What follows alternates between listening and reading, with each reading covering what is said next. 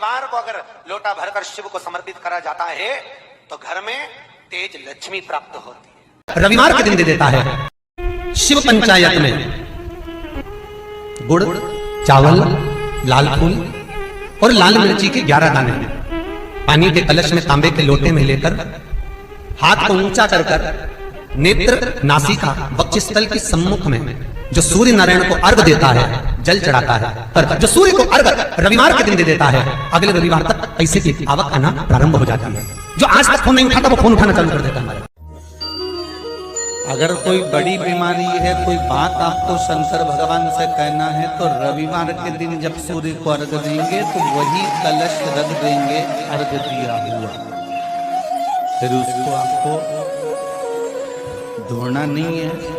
दूसरे दिन सोमवार का दिन पड़ेगा, फिर जल भर लो उसी कलश में, सूर्य नारायण को अर्घ देकर वही कलश से वापिस जल भरकर शंकर जी के मंदिर में ले जाकर जल को चढ़ाना प्रारंभ कर दीजिए। आपको स्वयं बड़ी रोग, बड़ी बीमारी में भी आराम लगना प्रारंभ हो जाएगा। आप कहो रविवार को अगर लोटा भरकर शिव को समर्पित करा जाता है तो घर में तेज लक्ष्मी प्राप्त होती है। सोमवार के दिन भगवान शंकर को अगर जल चढ़ाया जाता है तो हमारे घर में शीतलता का अनुभव होता है। मंगलवार को अगर शिव जी के मंदिर में, शंकर के मंदिर में जाकर 1 लोटा पानी चढ़ाया जाता है तो हमारे कार्य में उन्नति होती है। बुधवार के दिन अगर शंकर पर 1 लोटा पानी चढ़ाया जाता है तो जिन लड़कियों का विवाह नहीं हो रहा, जिन बच्चों का विवाह नहीं हो रहा, उन बच्चों के भी विवाह हो जाते हैं हमारा। गुरुवार के दिन अगर शिव जी के मंदिर में पानी चढ़ाया जाए, जल चढ़ाया जाए तो घर में विद्वत्ता का अनुभव होता है हमारा,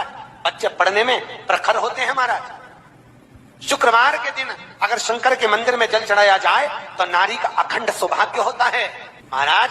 शनिवार के दिन अगर शिव की आराधना करी जाए, शनिवार के दिन अगर शंकर को जल चढ़ाया जाए तो जिंदगी में व्यक्ति की। सूर्य को 3 अर्घ होते हैं। एक लाल चंदन का अर्घ कार्य की सिद्धि के लिए सूर्य नारायण को दिया जाता है। एक काली मिर्ची के पानी का अर्घ, जब आप कोई एग्जाम में बैठ रहे हैं, कोई परीक्षा में बैठ रहे हैं और आपको उसमें उत्तीर्णता चाहिए या मेरा ये काम सफल चाहिए या अदालत में केस चल रहा है उसको निपटाना है, तो काली मिर्ची के जल से सूर्य को अर्घ दी जाती है। तो उस जल के अर्घ से व्यक्ति का काम तुरंत 1.5 महीने के अंदर सफल हो जाता है। काली मिर्ची के अर्घ का इतना प्रमाण। तीसरे नंबर पर है बेलपत्री के जल का अर्घ सूर्य को दिया जाता है। बेलपत्री के जल का अर्घ कौन देता है? जो बहुत बीमार पड़ा रहता है, जिसको कुछ ना कुछ शारीरिक कष्ट चलता रहे, कभी घुटना, कभी कमर, कभी पेट, कभी ब्लड प्रेशर, कभी शुगर, कुछ ना कुछ चलती रहे, तो वो लगातार 1 महीना बेलपत्री के पानी का अर्घ सूर्य को देता रहे, उसको रोग से निवारण हो जाता है। रोग से समस्या खड़ी हो जाए, कहीं बहुत विकट समस्या है और कोई हल ना मिल रहा हो जाता है जीवन में। कोई घड़ी ऐसी आके खड़ी हो जाती है जहां पर हमको सोचने के लिए भी समय नहीं मिलता। तब शिव महापुराण की कथा वर्णन करती है, रविवार को अगर लोटा भरकर शिव को समर्पित करा जाता है तो घर में तेज लक्ष्मी प्राप्त होती है। शिव कथा कह रहे शिव जी कहते हैं, कुंवारी कन्या तीज का व्रत करती है, हरतालिका तीज करती है, छोटी तीज, बड़ी तीज, हरियाली तीज करती है, छठ व्रत करती है। कुंवारी कन्या नवरात्रि व्रत करती है। कुंवारी कन्या जितने भी व्रत धारण करती है, सोमवार, मंगल, बुध, गुरु, शुक्र, शनि, जो भी व्रत उसने करा है, कुंवारी कन्या भूल से 1 लोटा जल मुझे समर्पित करती है। शिव कहते हैं वो मेरी पुत्री के समान हो जाती है, सुख सुंदरी के समान, और उसके लिए वर देखना मेरा काम हो जाता है। मौका मिले तो गीता प्रेस गोरखपुर की मार्कंडेय पुराण निकालकर उसमें पढ़ना मिल जाएगा। शंकर भगवान को रिझाना, बेलपत्र का प्रयोग भगवान शिव को रिझाने का जो आनंद है, शिव को जो मनाने का आनंद है, वो एक स्वरूप ही अलग है, उसका एक स्वरूप आनंद। जब विषम परिस्थिति आ जाए, ऐसा लग रहा है कि आपने पशुपति व्रत कर लिया, सोमवार की अष्टमी का प्रयोग कर लिया, मैंने शंकर जी की आराधना कर ली, तो भी विषम परिस्थिति चल रही है, अभी तक कोई सुधार आने को तैयार नहीं है, तब शंकर जी के मंदिर में जब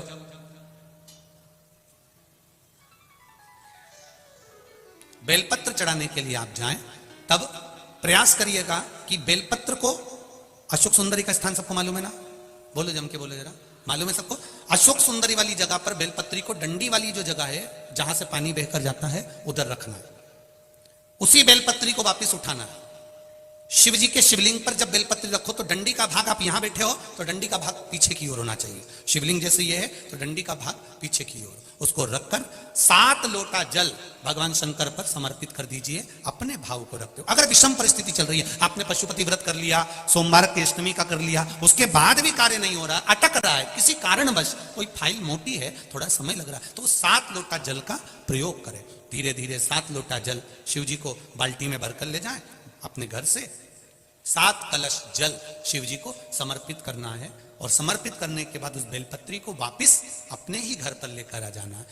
11 दिन 21 दिन उसको रखो, फिर उसका विसर्जन वापिस किसी नदी, सरोवर, तालाब या वृक्ष के नीचे कर दीजिए।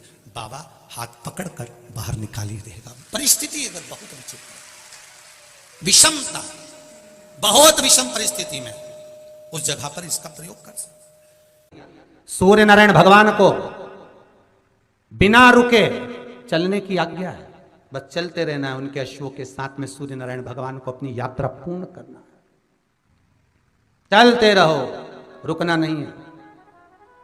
और सूर्य नारायण भगवान चलते रहते चलते रहते चलते रहते में लगे रहे। जिस समय तक चलता रहा वो खरमास कहला गया। फिर वापिस घोड़े आ गए, गधों को निकाल दिया गया और रथ फिर आगे बढ़ गया। महाराज क्यों कहलाता इसे? सूर्य नारायण भगवान को याद आया कि मेरे घोड़े चलते चलते थक गए होंगे, पानी कहां पिए। महाराज मार्कंडे पुराण का चरित्र है, बहुत ध्यान से मौका मिले तो गीता प्रेस गोरखपुर की मार्कंडे पुराण निकालकर उसमें पढ़ना, मिल जाएगा। सूर्य नारायण भगवान चलते चलते विचार करने लगे कि मेरे घोड़े प्यासे हैं, इनको क्या पिलाऊं। तब एक क्षण के लिए सूर्य नारायण भगवान ने अपने घोड़ों को रोक दिया और जल का एक कुंड देखकर वहां घोड़ों को पानी पिलाया। जैसे ही पानी पिलाया तो सूर्य नारायण भगवान को फिर ज्ञात हुआ कि रुकना तो है ही नहीं, करें क्या। घोड़े तो पानी पीने में लग गए। सूर्य नारायण भगवान ने देखा वहां पर गधे खड़े हुए थे। नारायण ने तुरंत उसी समय सूर्यदेव ने उन गधों को रथ में लगा लिया और उनको लेकर चल दिए। गधों को कहते हैं खर, इसलिए जब तक गधे उस रथ में लगे रहे, जिस समय तक चलता रहा वो खरमास कहला गया। फिर वापिस घोड़े आ गए, गधों को निकाल दिया गया और रथ फिर आगे बढ़ गया। महाराज क्यों कहलाता है? इसलिए इसमें शुभ कार्य नहीं होते, विवाह, शादी आदि का आदि फंक्शन कुछ नहीं होता। पर आज के जमाने में लोग सोचते हैं कि थोड़ा गार्डन वार्डन थोड़े फ्री मिल जाएंगे तो लोग, दुनिया के लोग इसी समय पे शादी करते हैं और बाद में फिर आंख में से आंसू बहाते, हमारी बहू ऐसी मिली महाराज, ऐसा हो गया महाराज। अब महाराज क्या करे बेचारा, ये बताओ महाराज क्या करेगा? थोड़ा सोच समझकर कार्य करिए कि हम जो शुभ कार्य कर रहे हैं, अच्छा काम कर रहे हैं, वो किस समय पर करना चाहिए।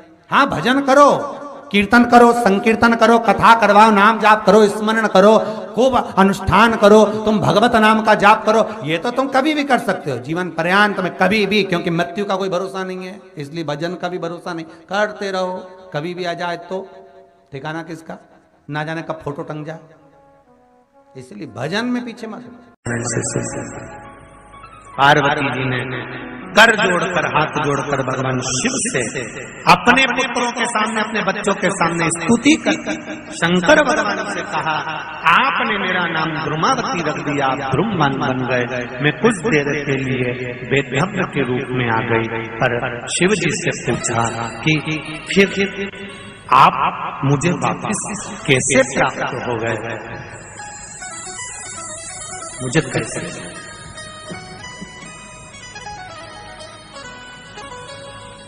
शिव जी कहते हैं, कुंवारी कन्या तीज का व्रत करती है, हरतालिका तीज करती है, छोटी तीज, बड़ी तीज, हरियाली तीज करती है, छठ व्रत करती है। कुंवारी कन्या नवरात्रि व्रत करती है। कुंवारी कन्या जितने भी व्रत धारण करती है, सोमवार, मंगल, बुध, गुरु, शुक्र, शनि, जो भी व्रत उसने करा है, कुंवारी कन्या भूल से 1 लोटा जल मुझे समर्पित करती है। शिव कहते हैं वो मेरी पुत्री के समान हो जाती है, सुख सुंदरी के समान, और उसके लिए वर देखना मेरा काम हो जाता है। उस कन्या के लिए श्रेष्ठ वर देखना। मैं बेटियों से एक बात जरूर कहूंगा, शादी होने के बाद अब शंकर जी को जल चढ़ाओगी वो अलग बात है, पर कुंवारी रहते हुए अगर आपने शिव जी पर जल चढ़ाना प्रारंभ कर दिया तो ये निश्चित है, ये निश्चितता है कि आपके लिए वर आपके माता पिता जरूर देखेंगे, पर पक्का शंकर भगवान ही करेंगे कि कहाँ है। श्री शिवाय नमस्तुभ्यम, सब बोलिए एक बार जमकर, श्री शिवाय नमस्तुभ्यम।